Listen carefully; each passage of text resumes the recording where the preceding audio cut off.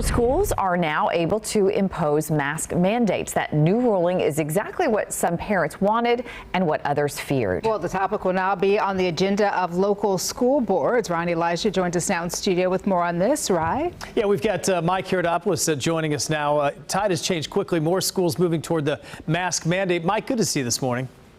Good morning, Ryan. Let's talk about this tide that has turned, and we've seen more schools moving that direction. So, Mike, really the big question is what is next as we see this legal challenge continue?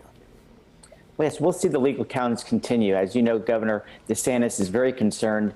He's basically saying that parents should have the ultimate say in whether their child wears a mask or not. He's not saying you can't wear a mask at school. He's saying give the choice to the parent as far as what their student will do at the school. That said, I think you're going to see more school districts move in this direction with the recent decision by Judge Cooper out of Tallahassee. But the governor is going to appeal that decision, saying that a recent bill passed by the Florida legislature called the Parents' Bill of Rights says the parents, not school board members or bureaucrats, should have the final say. Yeah, and he likely will appeal that, and who knows how that's going to go, Mike, but it leaves a lot of these schools on their own. And you were the Senate president, so how might the legislature handle schools going against the governor's mandate? Does the task get harder with more schools moving away from that?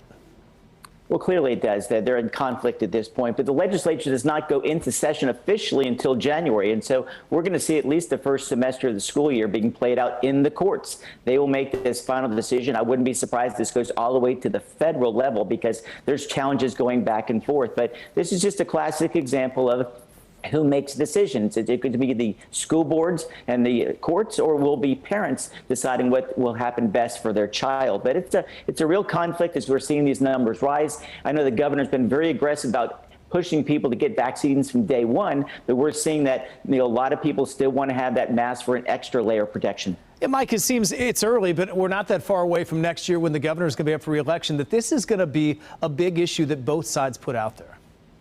Absolutely. You're seeing that the issue of COVID is affecting all elected officials to that point. Right now, President Biden's approval rating is about 40% in Florida, and whereas Governor DeSantis is a little bit higher, but it's falling with the increased number of COVID cases around our state. It's a tragic time for our state, and you're seeing, of course, elected officials feeling the brunt of that because people are frustrated. They thought that this would be over by now. It continues, and the frustration is building on so many different levels. That's a great point. It really is in a lot of different ways. Let's finish on Afghanistan. I want to touch on that. Some very tense moments in the final hours before tomorrow's deadline to get Americans out. What are you watching for right now?